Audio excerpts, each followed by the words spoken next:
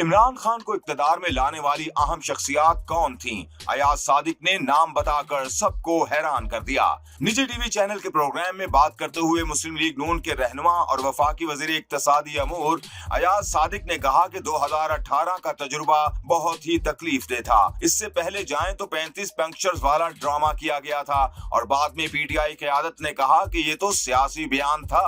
Cipher के मामले पर पाकिस्तान को काफी नुकसान पहुंचा, जिसका लोगों को अंदाजा नहीं है। इमरान खान ने अफवाज पाकिस्तान पर कीचड़ उछाला और बाद में कहा कि अमेरिका ने तो कुछ भी नहीं किया। 2014 के धरने के पीछे वही लोग थे जो 2018 में इमरान खान को लेकर आए। दो शख्सियात मेन कैरेक्टर थीं जो वन पेज की बात करती थीं, वो जनरल बाजवा और जनरल फैज हमीद थे।